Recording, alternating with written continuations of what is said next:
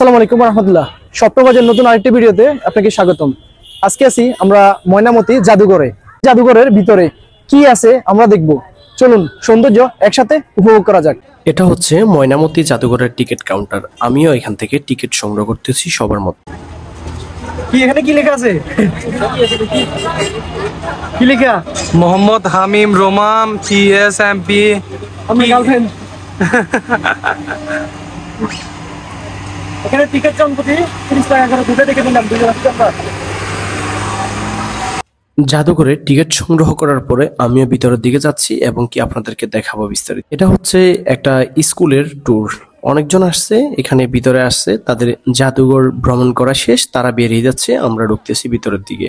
যাক, ভিতরের দিকে যাওয়া যাক। যদিও ভিডিও করা নিষেধ, তারপর সিক্রেট করার জন্য চেষ্টা করব।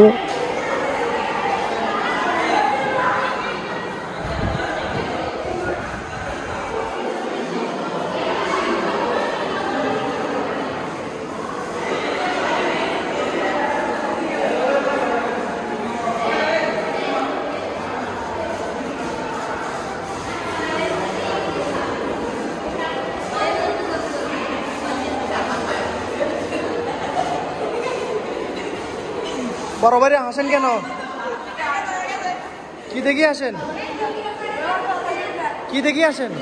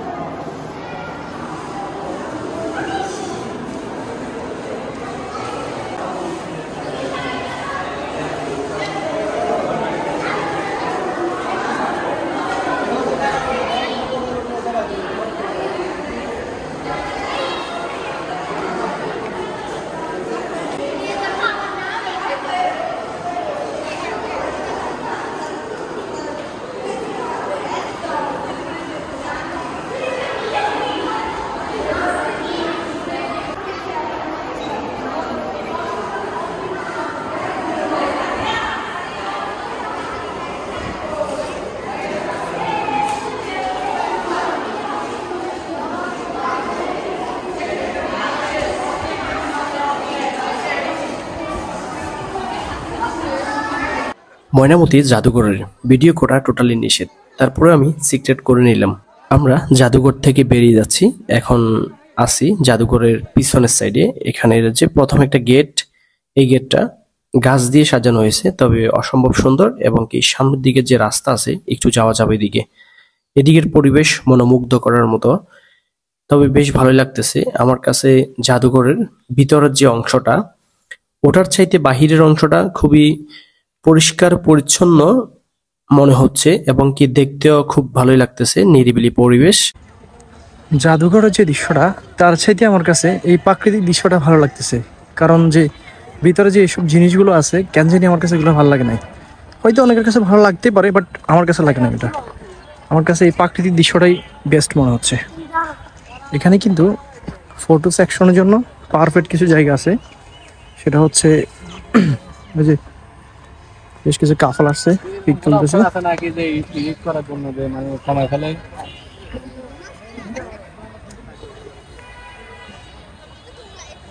ভালোই, খারাপ না।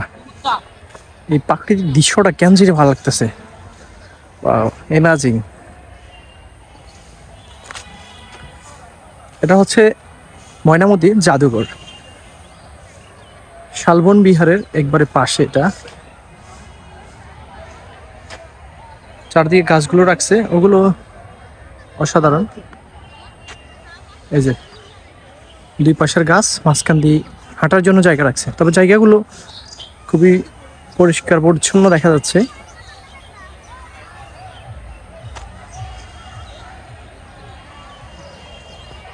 এটাই হচ্ছে জাদুঘরের ফুল এরিয়া।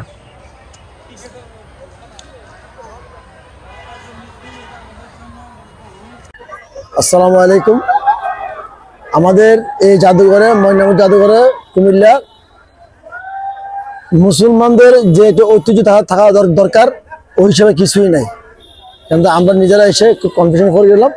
আপনার যে মূর্তি এসব ধরনের মাটির জিনিস, কাছের জিনিস, অনেকগুলো বক্স খালি আছে। আশা করি এগুলা রাখাটা উচিত না। মুসলমান দেশ, মুসলমান কান্ট্রি হিসাবে মুসলমানের কিছু ঐতিহ্য, কোরআন শরীফ, মুসলমানদের যে ওইগুলা আছে এগুলো রাখাটা খুব অত্যন্ত জরুরি। ধন্যবাদ। জাদুঘরের ভিতরের থেকে বাইরেটা আপনার কাছে প্রাকৃতিক দৃশ্যগুলো কেমন মনে হয়? এটা মোটামুটি ভালো লাগছে, খারাপ না। তাহলে জাদুঘরের ভিতর থেকে বাইরে খুবই সুন্দর ভালো লাগছে। পাশে আরেকটা রেস্টুরেন্ট আছে, ওটা চার সুন্দর আছে।